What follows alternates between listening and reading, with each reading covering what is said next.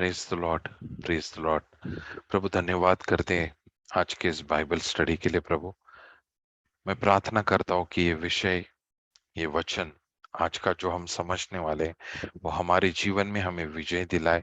जिस किसी एरिया में हम कमजोर है वहां पर प्रभु हमें छुटकारा दिलाए, हमें विजय बनाए। प्रभु धन्यवाद करते हैं।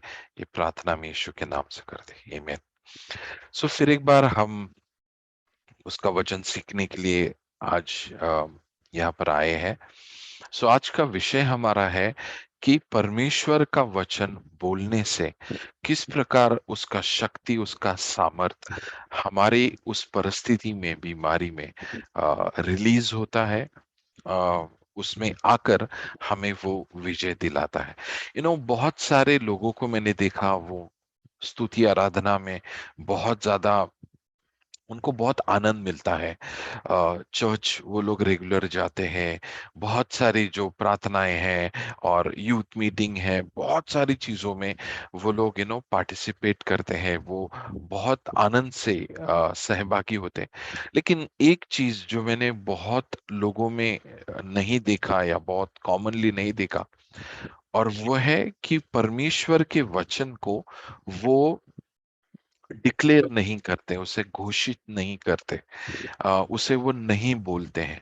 उनको वो आदत नहीं है, they don't have the habit of speaking, declaring the word of God. परमेश्वर के वचनों को बोलने का, डिक्लेयर करने का, घोषित करने का उन्हें वो आदत नहीं है। और आज मैं प्रार्थना करता हूं परमेश्वर से कि आज का ये वचन सुनने के बाद आपके जीवन में, आपके प्रार्थना जीवन में इस बात को, परमेश्वर के वचन को घोषित करने का एक नया आदत आप सभी में आ जाए।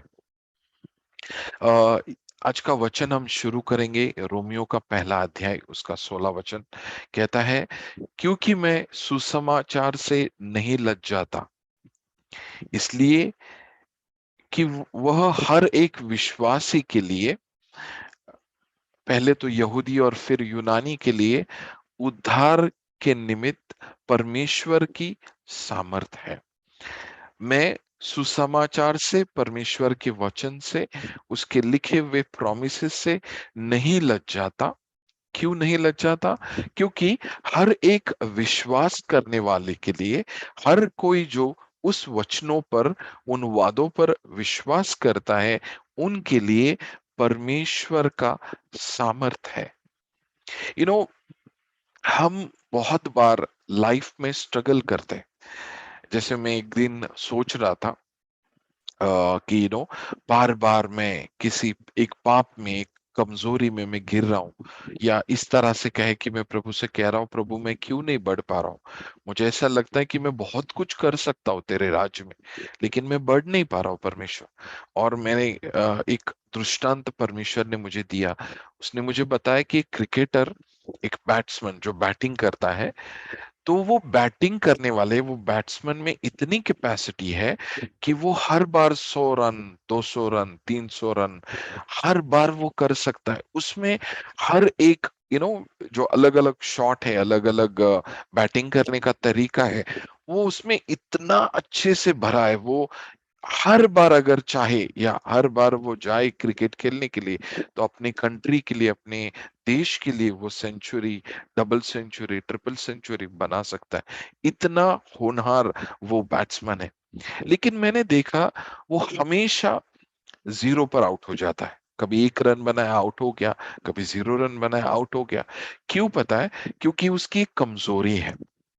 और जैसे ही वो मैच में जाता है, उस मैच में वो स्कोर करने जाता है, वो अपने देश के लिए बहुत कुछ कर सकता है, वो अपने टीम के लिए बहुत कुछ कर सकता है, वो अपने खुद के रिकॉर्ड्स के लिए भी, अपने करियर के लिए भी बहुत कुछ कर सकता है। लेकिन वो सामने वाली जो टीम है, उसके विरुद्ध जो खेलने वाली टीम है, उसको इसकी कमजोरी पता है। उनको पता है कि अगर हम उनको कोई दूसरा बॉल डालेंगे तो इस पे वो 4 और 6 मारेगा, लेकिन एक बॉल अगर हम उसमें डालेंगे, उसको डालेंगे, तो वो 0 पर आउट हो जाएगा। और वो वही करते। खास करके मेरे बचपन में, मैं जब मुझे खेलना नहीं आता था, तो सब लोग मुझे बोलते थे ये एक बॉल का मेहमान है। और जैसे मैं बैट पकड़ के खेलने आता था, वो बॉल मुझे डाल देते थे, 1 या 2 बॉल में, मैक्सिमम 3 बॉल में मैं आउट हो जाता था। तो सोचिए आपकी कमजोरी को आपकी कमजोरी को शैतान टारगेट करता है। उसको पता है कि ये आपकी कमजोरी है। तो फिर मैंने कहा कि फिर क्या करना चाहिए, क्योंकि वो उसकी उसका पोटेंशियल इतना है, उसमें कैपेसिटी इतनी है वो बैट्समैन में, कि वो 100 रन, 200 रन, 300 रन हर बार बना सकता है। लेकिन वो जीरो में आउट हो रहा है, और ये एक बार दो बार नहीं, बहुत बार। तो उसका कारण ये है कि उसकी एक कमजोरी है, और वही कमजोरी का फायदा उठाकर जो सामने वाली टीम है उसको जीरो पर आउट कर दी। और यही उसको करना है, उसको वापस नेट्स में जाना है जब वो अकेला है, या जब मैच नहीं खेल रहा है, और जब वो प्रैक्टिस कर रहा है, और उसको प्रैक्टिस करनी है कि इस बॉल में मैं कैसे अपने आप को स्ट्रांग बनाऊं, मैं कैसे अपने आप को इम्प्रूव करूं। और यही आपको करना है कि जो आपकी कमजोरी है, जब परमेश्वर का अनुग्रह उसमें आएगा, तो वही एरिया में परमेश्वर आपको बहुत स्ट्रांग बनाएगा। तो उसका बेस्ट तरीका यह है कि आप उसके वचन को लो, उसके वचन को लेकर आप बोलते रहो, बोलते रहो, बोलते रहो, उस एरिया के लिए जहां पर आप गिरते हो, जो आपकी कमजोरी है, जिसमें आपका विश्वास डगमगा जाता है, जिसको इस्तेमाल करके शैतान आपको निराश करता है, शैतान आपको नीचे गिरा देता है, शैतान आपको बढ़ने नहीं देता। उस एरिया के लिए आप एक 5 वचन ले लो, 3 वचन ले लो, और उन वचनों को बार बार बार बार बार बार बार बार बार बार आप बोलते रहो। आप जितनी बार बोलते रहोगे, उतनी बार वो जो कमजोरी है, परमेश्वर का सामर्थ, जो उसके वचनों का सामर्थ है, उस सिचुएशन में जाकर, अगर आपको कोई बुरी आदत है, या आप में कोई कमजोरी है, या आपके घर में फाइनेंशियली आप कमजोर है, या आपको समझ नहीं आता, आपको याद नहीं रहता, वो कुछ भी अगर आपका परिस्थिति है, तो परमेश्वर का वचन उस एरिया में आपको पूरी तरह से बदल देगा। तो हम सबको वो कमजोरी है।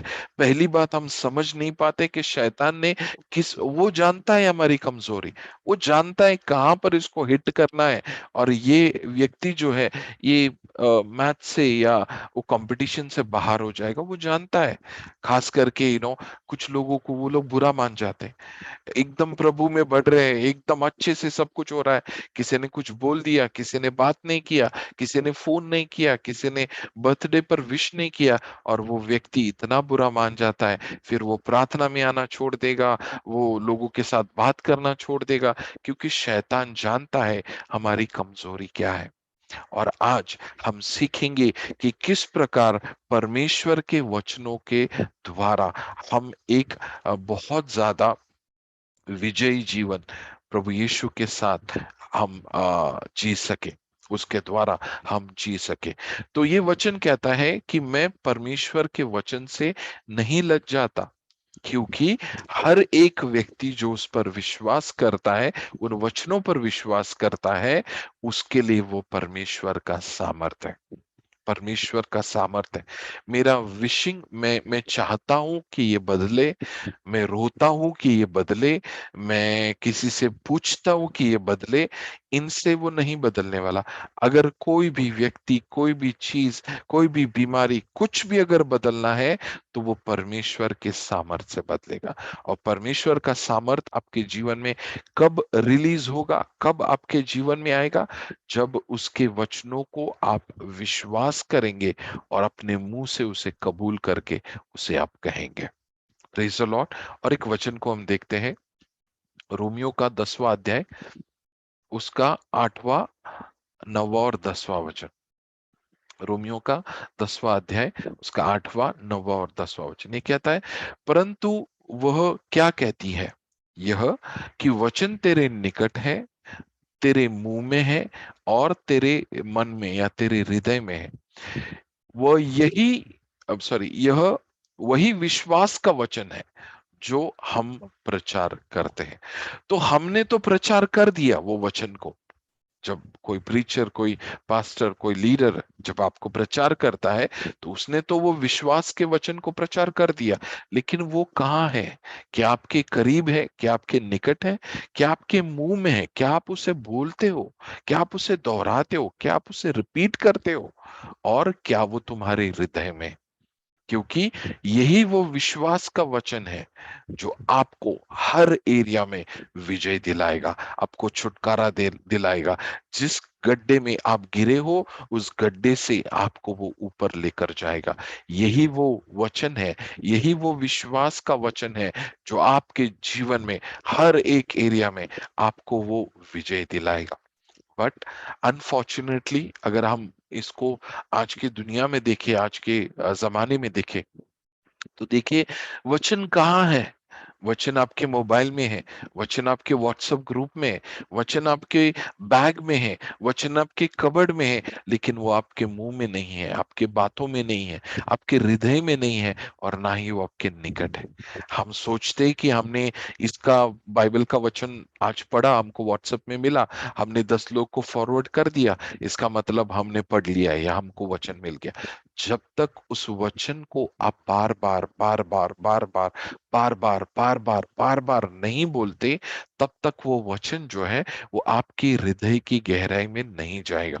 हम जब स्कूल में जाते थे, तो हमारा पहला क्लास, पहली दूसरी तीसरी तक, या इवन मुझे याद नहीं, बट पहली दूसरी डेफिनेटली, तीसरी तक हमारा पहला क्लास ये होता था कि हमको टेबल्स पढ़ाए जाते थे।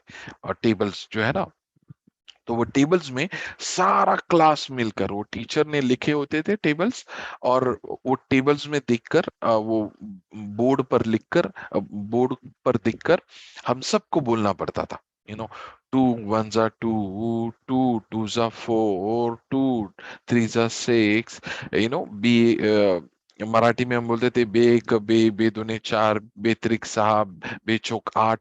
सो हर दिन जब भी हम स्कूल में जाते तो पहला क्लास हमारा ये होता था कि वो टेबल्स को दोहराना, वो जो पाढ़ा जिसको हम बोलते थे, उनको दोहराना। और वो टीचर हर दिन वो हमसे दोहराती थी, हर दिन हमको याद भी था, लेकिन वो हमसे दोहराती थी रोज रोज रोज रोज। तो उसका परिणाम ये है कि आज 20 30 40 साल के बाद भी, जो लोग बहुत उम्र में बढ़े और आपने ये स्कूल में किया, 40 50 60 साल के बाद भी आज भी वो सारे टेबल्स आपको याद है। जब आपकी शादी हुई, तो शादी के बाद आपने कभी याद नहीं किया। जब आप कॉलेज में थे, तो कॉलेज में बैठकर भी कभी आपने याद नहीं किया। जब आपका रिटायरमेंट हुआ, उसके बाद आपने ये नहीं सोचा कि चलो मुझे टेबल्स याद करने। नहीं, ये टेबल्स आपको स्कूल में, और वो भी हायर या सेकेंडरी नहीं, लेकिन प्राइमरी में, जब आप पहली दूसरी तीसरी चौथी में थे, तब आपको वो टेबल्स याद दिलाए। तो ये होता है कि जब आप वचन को बोलते हैं, वो आपके हृदय में चला जाता है, वो आपके जीवन का हिस्सा बनता है। और इसलिए जरूरी है कि वो वचनों को आप दोहराए, आप कहे, यीशु के नाम से मैं विश्वास करता हूँ, यीशु के कोड़े खाने से मैं चंगा हुआ, यीशु मेरे लिए गरीब बना और उसके गरीब होने से मैं अमीर हो गया, यीशु मेरे लिए श्राप बना और उसके श्राप बनने से मेरे जीवन के हर एक श्राप टूट गए। जब इन वचनों को हम दोहराते हैं, हम रिपीट करते हैं, एक अनोखा शक्ति, एक अनोखा पावर हमारे जीवन में रिलीज हो जाता है। और यही एक चीज है जो विश्वासियों में मैं देखता हूं वो नहीं करते। वो प्रार्थना करते हैं, वो गीत गाते हैं, वो बाकी सारी चीजें करते हैं, लेकिन वचनों को दोहराना वो नहीं करते हैं। तो मैं आप लोगों को आप लोगों को इनकरेज करता हूं कि आप आज से ये चीज को करें। अगर आप बाय हार्ट कर ले, शुरुआत आप 2 वचन 3 वचन से करें, उसके बाद धीरे धीरे करके, तो आपको 5 मिनट भी नहीं लगेगा ये करने के लिए। बट प्लीज आप इसे करें, नोटबुक में एक वचन लिखे, आपको जो अच्छा लगा, और उस वचन को आप दोहराए, एक एक वचन, फिर 2 वचन, फिर 3 वचन, इस तरह से आप एक हैबिट बनाए। और आज हम देखने वाले कि वचन बोलने से हमारे जीवन में क्या क्या होता है। दूसरा वचन इसमें लिखा है कि यदि तू अपने मुंह से यीशु को प्रभु जानकर अंगीकार करे, यहाँ पर नोटिस करें शब्दों को कि प्रभु यीशु को प्रभु जानकर, उसे प्रभु मानकर अंगीकार करे। इंग्लिश में लिखा है confess with your mouth, confess with your mouth. अपने मुंह से, मन में नॉड कर कर हाँ हाँ करूंगा ना ना नहीं, नॉड कर कर अग्री कर कर नहीं, लेकिन अपने मुंह से तू कबूल करे। और क्या करे? अपने मन में विश्वास करे। अगर तू अपने मन में विश्वास करे और अपने मुंह से कबूल करे कि परमेश्वर ने उसे मरे हुए में से जिलाया, तो निश्चय, याद देखिए, निश्चय, डेफिनेटली, श्योरली, जरूर तेरा तू उद्धार को पाएगा। तो ये कहता है अगर तू अपने हृदय में विश्वास करे और मुंह से कबूल करे कि प्रभु यीशु ने उसे मरे हुए में से जिलाया, तो ये जो शब्द है, ये जो वचन है, ये जो सिद्धांत है, ये केवल उद्धार के लिए नहीं है। हम उद्धार के लिए करते हैं, हम सब ने अपने पापों को कबूल किया, हम सब ने कहा कि प्रभु यीशु तू मेरा प्रभु है और आज से मैं मेरे तरीके से नहीं लेकिन तेरे तरीके से मैं जीऊंगा, तू मेरा स्वामी है, तू मेरा प्रभु है। मैं विश्वास करता हूं कि तू मेरे लिए मरा और तेरे क्रूस पर मरने से, क्रूस पर जान देने से तूने मेरे सारे पापों को अपने ऊपर ले लिया और आज तूने मुझे क्षमा किया है। हम सब ने ये कहा है, लेकिन क्या हम जो भी परमेश्वर के वादे हैं, वचन है, उनको लेकर रोज अपने जीवन में बोलते हैं? तो यहाँ पर लिखा है सिर्फ उद्धार ही नहीं, चंगाई के लिए भी हम दिल में विश्वास करते हैं और मुंह से कबूल करते हैं। छुटकारे के लिए भी हम दिल में विश्वास करते हैं और मुंह से कबूल करते हैं। आपके जीवन में कोई भी चंगाई, कोई भी आशीष, कोई भी चमत्कार आपको चाहिए, तो दिल में उन वचनों को विश्वास करें और अपने मुंह से कबूल करें कि वो वचन सत्य है और जरूर वो चंगाई, वो आशीष, वो छुटकारा आपके जीवन में मैनिफेस्ट होगा। इसका आगे का वचन कहता है क्योंकि धार्मिकता के लिए मन से विश्वास किया जाता है और उद्धार के लिए मुंह से अंगीकार किया जाता है। अगर इन दो शब्दों को हम चंगाई से बदले, अगर हम ये पढ़े क्योंकि चंगाई के लिए मन से विश्वास किया जाता है और चंगाई के लिए मुंह से अंगीकार किया जाता है।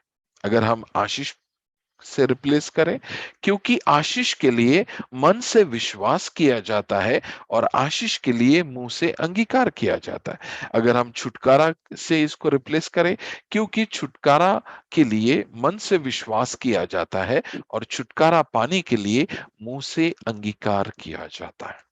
बहुत जरूरी है, आप याद रखिए इस बात को, वचनों को बोलना। एक बार एक भाई था जिसको समझ नहीं आ रहा था कि क्यों वचन को बोलना है और उसको कंटाला आ रहा था, उसको बहुत आलस आ रहा था, कंटाला आ रहा था। तो उसने कहा प्रभु मुझे नहीं पता कि क्या हो रहा है, मैं जो बोल रहा हूँ इसमें कोई सामर्थ है कि नहीं, उसका कोई जो असर है, इसका जो इफेक्ट है वो कुछ हो रहा है कि नहीं।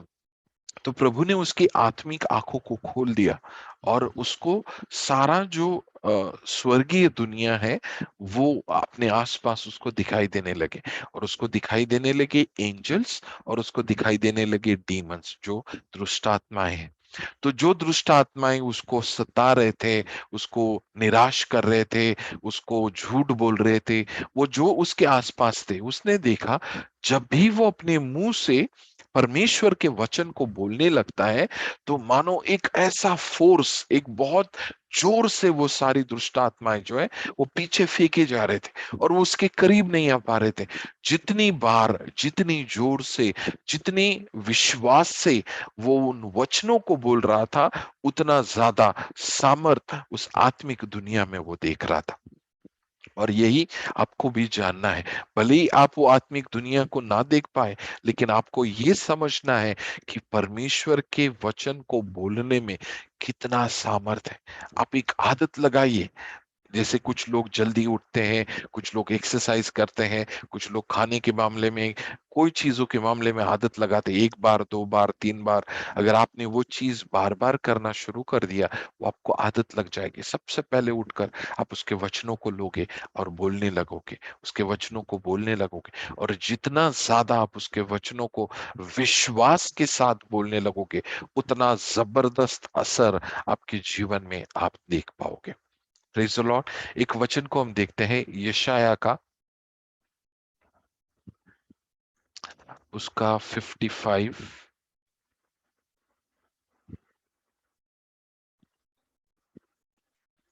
10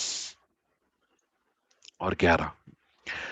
वो कहता है, जिस प्रकार से वर्षा और मतलब बर्फ आकाश से गिरते हैं और वहां यूं ही लौट नहीं जाते, तो जिस प्रकार बारिश और बर्फ आसमान से गिरती है और वो खाली हाथ वापस नहीं जाते, वरन भूमि पर पड़कर उपज उपजाते हैं, जिससे बोने वाले को बीज और खाने वाले को रोटी मिलती है। तो जैसे बारिश जब आती है, बारिश का काम आपने देखा होगा, बारिश में बहुत सुहाना लगता है, बारिश को देखना बहुत अच्छा लगता है। बारिश का असर आपने देखा होगा कि जहां सब कुछ सूखा पड़ा था, या कुछ भी सारे पत्ते वगैरह सूख गए थे, लेकिन जैसे बारिश आती है हरियाली छा जाती। खास करके महाराष्ट्र के कुछ एरियाज में, कोंकण एरिया में, गोवा, मैंगलोर, केरला, वो सब एरिया में जाओगे, इतना खूबसूरत लगता है जब बारिश का मौसम आता है। लेकिन हमको सुहाना लगने के लिए, हमको सुहाना दिखाने के लिए परमेश्वर बारिश नहीं करता। वो डेफिनेटली वो बहुत सुंदर है, लेकिन उसका मेन पर्पस ये है कि बोने वाले को बी और खाने वाले को वो रोटी देता। वो क्या करता है पता है, बारिश जैसे वो पानी गिरता है, वो जमीन से खोजने लगता है, और वो खोजता है अगर कहीं पर कोई भी बी है, सीड है, कोई भी बी है, बीज है, वो जाकर उसको पानी देता है, और वो बी क्या हो जाता है, मानो वो एक मरा हुआ बी था।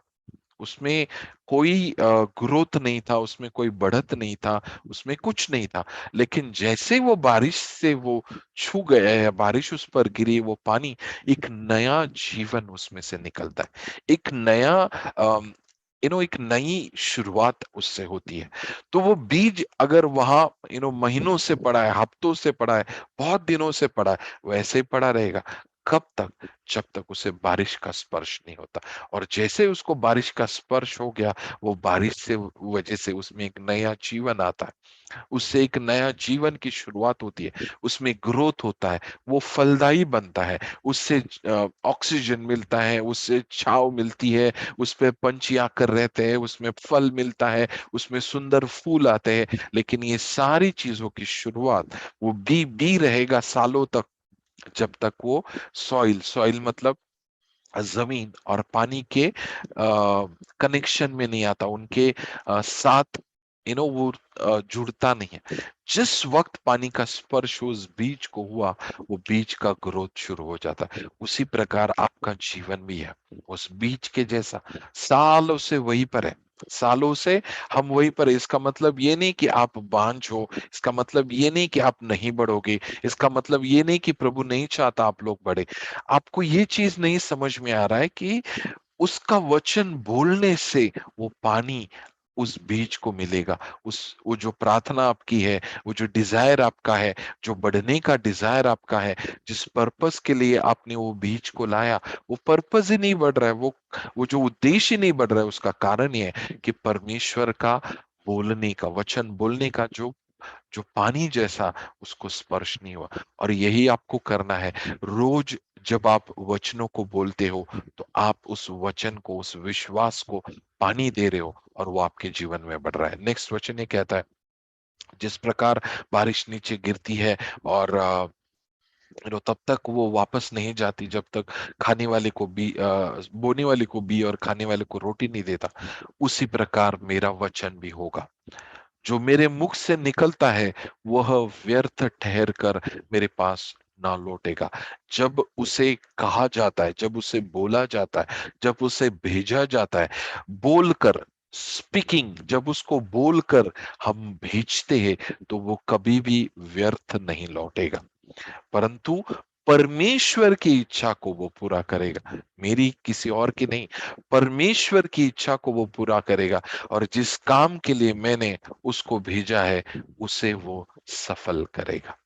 जिस काम के लिए वो वचन को भेजा है, उसे वो सफल करेगा। तो मैं आप लोगों को यही विनती करता हूं कि एक और चीज आपके जीवन में लेकर आइए, उसके वचनों को बोलिए। वचन आपके विश्वास को पानी देंगे, उसको वो बढ़ाएंगे। वचन बोलने से, पढ़ना तो जरूरी है, लेकिन बोलने से आपका विश्वास बढ़ेगा। आप बहुत सारी चीजें देखेंगे आज क्या होता है, वचन बोलने से क्या हमारे जीवन में क्या क्या होता है। तो जैसे जैसे एक और वचन को हम पढ़ते हैं, लूका का 8वां अध्याय और 11वां वचन। लूका का 8वां अध्याय और 11वां वचन। देखिए ये कहता है, seed is the word of God and speaking the word of God is like watering the seed. परमेश्वर का बीज, वचन जो है वो बीज है। दृष्टांत यह है, बीज तो परमेश्वर का वचन है। तो ये बीज जो है परमेश्वर का वचन, उसे पानी की जरूरत है, और वो पानी हमारा बोलना है, हमारा बोलना है। बार बार विश्वास कर कर यीशु के नाम से मैं डिक्लेयर करता हूँ, मेरे जीवन में परमेश्वर का अनुग्रह है, मेरे बच्चों के ऊपर परमेश्वर का फेवर है। मैं विश्वास करता हूँ यीशु के नाम से मेरा कलीसिया, मेरा ग्रुप, मेरा प्रेयर, मेरा मिनिस्ट्री प्रभु में बढ़ रहा है। प्रभु का फेवर, प्रभु का अनुग्रह हमारे जीवन में। तो जो कोई आपका एरिया है, उसके लिए इन वचनों को आपको बोलना बहुत जरूरी है। Praise the Lord. एक और वचन देखिए, जब आप वचन को बोलते हैं तो क्या होता है। इफिशियंस का 6वां अध्याय और उसका 17वां वचन।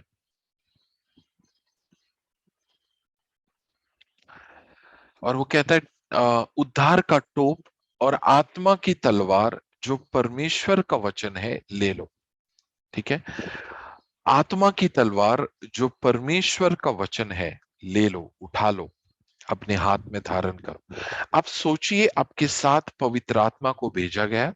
पवित्र आत्मा आपका सहायक है। पवित्र आत्मा आपके लिए हर वो लड़ाई, आपके जीवन में हर एक लड़ाई में आपका साथ देता है, वो आपके साथ है। लेकिन उस आत्मा की, उस पवित्र आत्मा का हथियार, उसकी लड़ाई जो है, उसका जो तलवार है, उसका जो हथियार है, वो है वचन। वो है वचन। और इसीलिए ये जरूरी है कि हम सिर्फ वचन सिर्फ पढ़े नहीं, उसको हम पढ़े भी, लेकिन उसके साथ साथ हम उसे बोले। We speak, we declare. मैं एक शब्द पर सोच रहा था, वो शब्द ये है, एग्जीक्यूटर ऑफ द लॉ। ठीक है, एग्जीक्यूटर ऑफ द लॉ, उसका मतलब यह है कि जो नियम या जो कानून बनता है, वो कानून कभी भी अमल में नहीं लाया जाएगा, कभी भी नहीं। एक कोई गवर्नमेंट है, कोई स्टेट की है या कोई देश की है, ओके, वो गवर्नमेंट एक रूम में बैठकर सारे मिलकर अग्री करते हैं कि आज से ये जो लॉ है, ये जो कानून है, हम बनाते हैं। लेकिन वो कानून जो है, वो तब तक लागू नहीं होगा जब तक उस कानून को लागू करने वाला, जो एग्जीक्यूशन करने वाला व्यक्ति उसे नहीं लेकर आता। अब अगर आप देखेंगे, जो गुनाह होते हैं, बहुत सारे कानून पहले से ही, सालों से ही भारत देश में बनाए गए हैं, लेकिन कोई उसे मानता नहीं, कोई उसे सुनता नहीं। जैसे हमें कोरोना के समय कहा था कि आप मास्क पहनिए, मास्क पहनिए, लेकिन कोई नहीं पहन रहा था। लेकिन सारे लोग मास्क पहनना शुरू कर दिए, कब? जब वहां पर कोई बैठकर आपके वीडियो बना रहा था, आपको फाइन कर रहा था, आपको पकड़ रहा था, आपसे 500, 1000, 2000 रुपया वसूल कर रहा था। तो जो फाइन कर रहा था उसको कहते हैं, उस उस लॉ को, उस कानून को अमल में लाने वाला। ठीक है, वहां पर बैठकर जो मंत्री है, जो भी बड़े बड़े व्यक्ति है, उन्होंने कानून तो बना दिया, लेकिन जब तक ग्राउंड में, जब तक जमीन में उसको कोई अमल में नहीं लाता, तब तक वो कानून जो है उनके लिए कारगर नहीं होता। उसी प्रकार सोचिए कि परमेश्वर का वचन वो कानून है चंगाई के लिए। परमेश्वर का वचन वो कानून है आशीष के लिए। परमेश्वर का वचन वो कानून है आपकी भलाई के लिए, आपके उन्नति के लिए, आपके जीवन में चमत्कार के लिए। परमेश्वर ने वो कानून को बनाया, लेकिन उस कानून को लागू करने वाला, अमल में लाने वाला हम है। हम लाते हैं उसको अमल में। हम कहते हैं यीशु के नाम से ये वचन सत्य है, और मैं विश्वास करता हूं कि ये वचन मेरे जीवन में कार्य कर रहा है। मेरे बोलने से, मेरे विश्वास करने से उस कानून को मैं लागू करता हूं। I am executing that law of God in my life.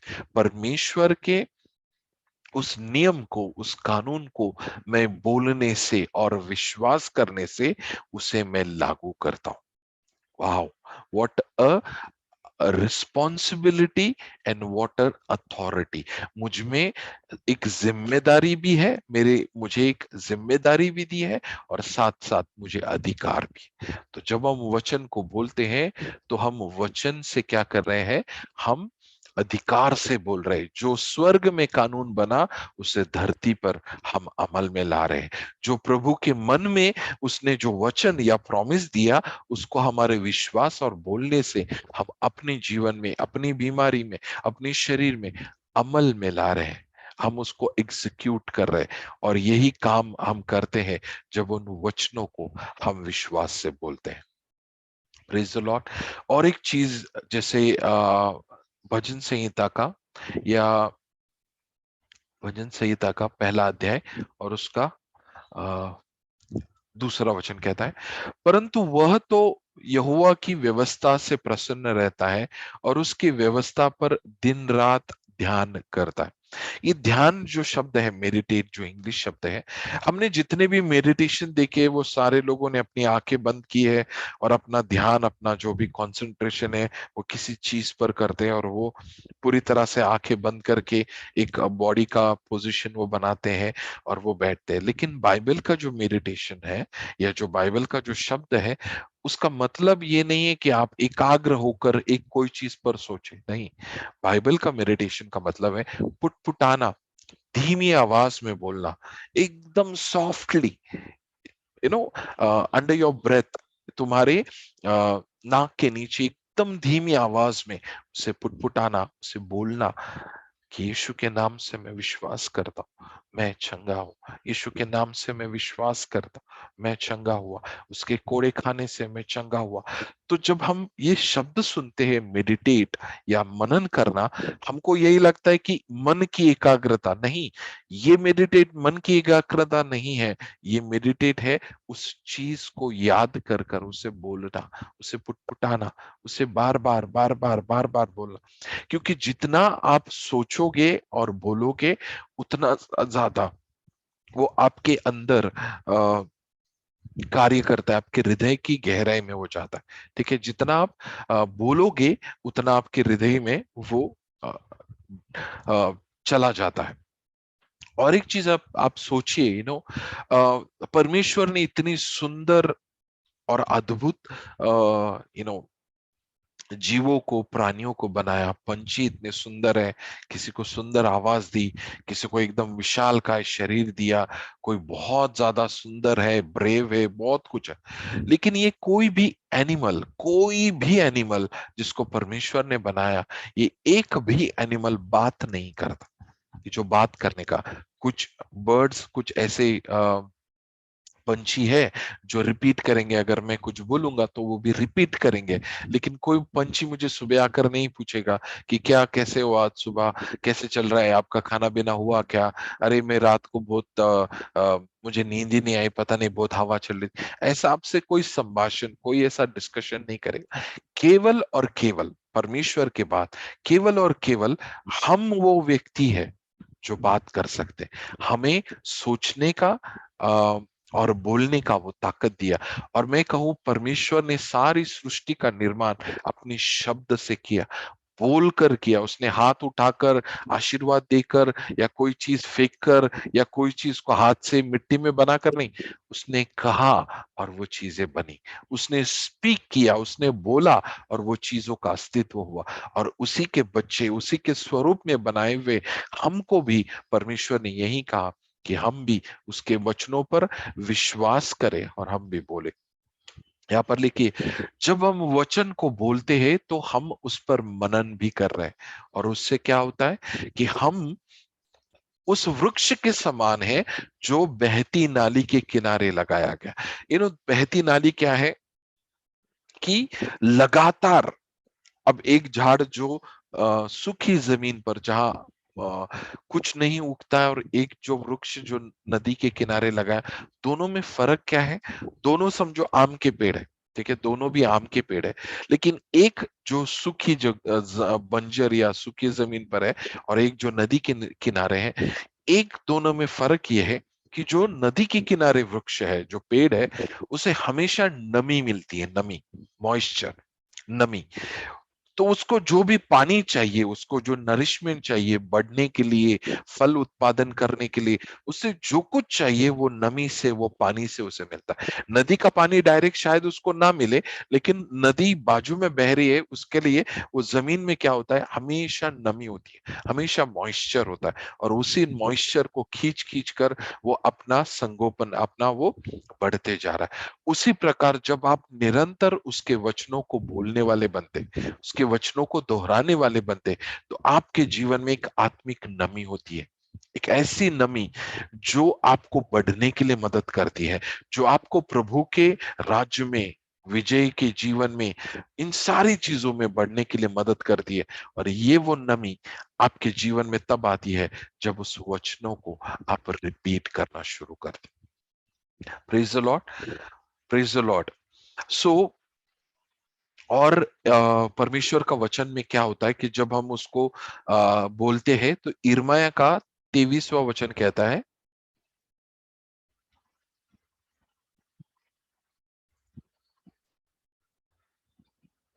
देखिए, परमेश्वर का वचन जो है वो एक आग है। यहोवा की ये वाणी है कि क्या मेरा वचन आग सा नहीं, क्या मेरा वचन आग सा नहीं, it is like a fire. Okay. और फिर वो कहता है, फिर क्या ऐसा हथौड़ा नहीं जो पत्थर को फोड़ डाले, जो पत्थर को फोड़ डाले। मैं कभी कभी सोचता हूं कि एक 10 किलो का हथौड़ा, और समझो एक 20 25 30 किलो का एक पत्थर है, तो ये हथौड़ा उसको कैसे तोड़ पाता है? अगर मेरे पास 25 किलो का, 30 किलो का पत्थर मुझे फोड़ना है, तो मैं 40 किलो का पत्थर लेके आऊंगा ना, इतना बड़ा, और वो इतना 40 किलो का पत्थर वो 25 किलो के पत्थर पे डालूंगा, तो उसको तोड़ने की कोशिश करूंगा। बट ऐसा नहीं है। क्यों ऐसा नहीं है? क्योंकि जो हैमर है, जो हथौड़ा है, उसका नेचुरल गुणधर्म ये है, उसका जो गुण ये है कि it is heavier and stronger then the rock और द स्टोन। ठीक है, वो इस प्रकार से बनाया है कि उसका आ, वो हेवी है, वो ज्यादा स्ट्रांग है, वो ज्यादा भारी है उस पत्थर के मुकाबले। तो हमेशा याद रखना, एक बाजू में पत्थर है, वो 25 30 किलो का वजन में हो सकता है, लेकिन जो हथौड़ा है ये स्ट्रांग भी है, और साथ में, क्योंकि वो एक ही जगह पर उसका सारा ताकत आ गया है, एक ही जगह पर, वो फैला हुआ नहीं है। अगर मैं 50 किलो का पत्थर उठाऊंगा तो उसकी जो ताकत है वो बड़ी जगह पर फैली है, लेकिन ये हथौड़े की ताकत एक ही जगह पर सिमट कर एक जगह पे। तो जैसे मैं उसको मारूंगा तो वो उसको तोड़ देगा। तो एक बात को याद रखना, हर बीमारी, हर परिस्थिति, हर गरीबी, हर एक पीड़ा जो आपके जीवन में, इन सब से भारी, वजनदार और स्ट्रॉन्ग परमेश्वर का वचन है। वो हर बीमारी को टुकड़ों में फोड़ देगा, वो हर परेशानी को, घर में होने वाले झगड़े, घर में जो गरीबी है, घर में जो श्राप है, इन सारी चीजों को वो फोड़ देगा। बट अगर मैं पत्थर को फोड़ना शुरू करूं 25 किलो का, और मेरे हाथ में हथौड़ा है, तो मैंने एक बार उसको मार दिया तो क्या वो टूटेगा? नहीं। एक बार, दो बार, तीन बार, शायद चार, पांच, छह बार में उसमें क्रैक आएगा, और जब मैं उसको उसी क्रैक पे मारना शुरू करूंगा तो वो दो टुकड़े में पूरी तरह से टूट जाएगा। तो यही होता है जब हम बार बार वचन को बोल रहे हैं, आपको पता भी नहीं है, लेकिन आप क्या कर रहे हो पता है? उस बीमारी के सर पर, उस तकलीफ के, उस परेशानी के, उस गरीबी के सर पर परमेश्वर के हथौड़े से आप वार कर रहे हैं, और वो अंदर ही अंदर टूटा जा रहा है, अंदर ही अंदर टूटा जा रहा है। एक बार मैंने एक दृष्टांत कह लीजिए, या एक इमेजिनेशन कह लीजिए, कि मैं एक बहुत बड़े किले में, जो बहुत चौड़ा किला था, उसके अंदर में फंसा था। और परमेश्वर ने मुझे, या मेरे मन में ऐसी बात आई कि कैसे मैं इससे बाहर जाऊं, सिर्फ अपने हाथों का इस्तेमाल करके। बहुत चौड़ा किला था, उसमें मैं बंदी था, उसमें मैं फंस गया था। तो उस किले से मैं कैसे बाहर आऊं? ठीक है। तो मैंने सोचा मैं अपने हाथों से अगर मारने की कोशिश करूं, तो मेरे हाथ कमजोर है, वो पत्थर को नहीं फोड़ पाएंगे, मेरे हाथ बहुत कमजोर है। तो मैंने सोचा कि क्या तरीका है कि अगर मेरे पास कोई औजार नहीं है, मेरे पास कुछ भी नहीं है अंदर, तो मैं कैसे बाहर आऊं? क्या मैं जिंदगी भर इसी किले के अंदर, इसी फोर्ट के अंदर मैं मर जाऊंगा? तो मुझे एक चीज याद आया, मुझे दिखा बहुत सारे वहां पर पेड़ थे और उनके बीज थे। बहुत सारे बड़े बड़े अ, जो बड़े साइज के पेड़ है। तो मैंने क्या किया कि वो सारी दीवारों के बाजू में, थोड़ा सा डिस्टेंस पे, मैं वो बीज को डालना शुरू किया, और उनको पानी देना शुरू कर दिया, उनको पानी देना शुरू कर दिया। अब हमारी दुनिया में पेड़ों को आने के लिए कभी कभी 1 साल, 2 साल, 3 साल, 4 साल लग जाते हैं बड़ा पेड़ होने के लिए, लेकिन आत्मिक दुनिया में ऐसा नहीं है।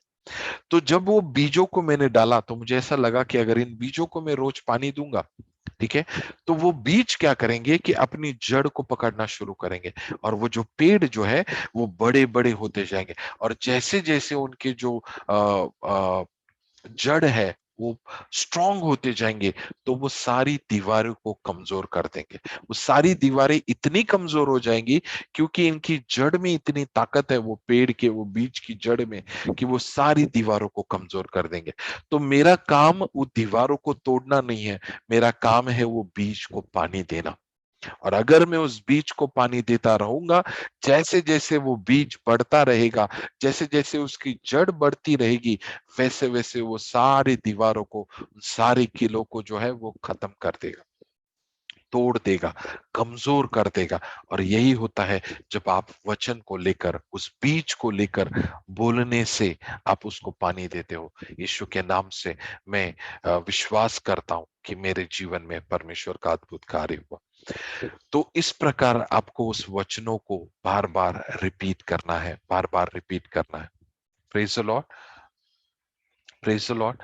सो मैं आप लोगों को शायद इसी का मैं सेकंड पार्ट नेक्स्ट टाइम बनाऊंगा। सो आप सभी से मैं ये रिक्वेस्ट करता हूं कि आज से अगले हफ्ते में इसी का सेकंड पार्ट में बनाऊंगा, और हम और भी बातें करेंगे कि किस प्रकार परमेश्वर के वचनों से आपके जीवन में कितना अद्भुत काम होता है। Praise the Lord. एक मैं छोटी सी प्रार्थना करता हूँ। परमेश्वर, आज का वचन जो हमने सुना है प्रभु, मैं विश्वास करता हूं कि हमें एक नया उत्साह, एक नया डिटर्मिनेशन आपने दिया, एक निर्णय लेने का शक्ति दिया, कि आज से प्रभु तेरे वचनों में हम चलेंगे, तेरे वचनों को हम बोलेंगे, डिक्लेयर करेंगे। हर एक परिस्थिति के लिए प्रभु हम आपके वचनों को बोलेंगे। और जैसे हम आपके वचनों को बोल रहे हैं, पवित्र आत्मा, ये आपकी तलवार है जो हमारे शत्रु के विरुद्ध आप चला रहे हो, और हमें वहां पर विजय दे रहे हो। धन्यवाद करता हूँ प्रभु, सारा आदर महिमा तेरे नाम को देता हूँ। ये प्रार्थना में यीशु के नाम से करता हूँ। आमीन, आमीन।